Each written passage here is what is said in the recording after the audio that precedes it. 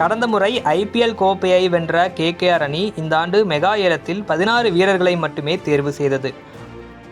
6 வீரர்களை தக்க வைத்தது. எனினும் ஏலத்தில் கேகேஆர் அணி 5 வீரர்களை தேர்வு செய்யும் வாய்ப்பை நூலிழையில் இழந்தது. ஆப்கானிஸ்தான் வீரரும் சுழற்பந்து வீச்சாளருமான அல்லா கசன்ஃபரை தேர்வு செய்ய மும்பையுடன் கடுமையாக மோதியது கேகேஆர். அவருக்காக ரூபாய் 4.6 கோடி வரை சென்று பார்த்தும் கடைசியில் ரூபாய் 4.8 கோடிக்கு கசன்ஃபரை தேர்வு செய்தது மும்பை.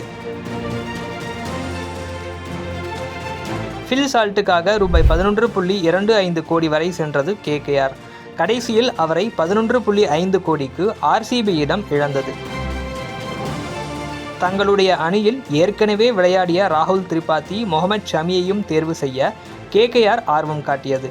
ஷமிக்கு ரூபாய் 9.75 கோடி வரை சென்றும் அவரை ரூபாய் 10 கோடிக்கு சன்ரைசர்ஸிடம் இழந்தது. அதேபோல ராகுல் திரிபாதிக்கு ரூபாய் 3.2 கோடி வரை சென்று பார்த்தது.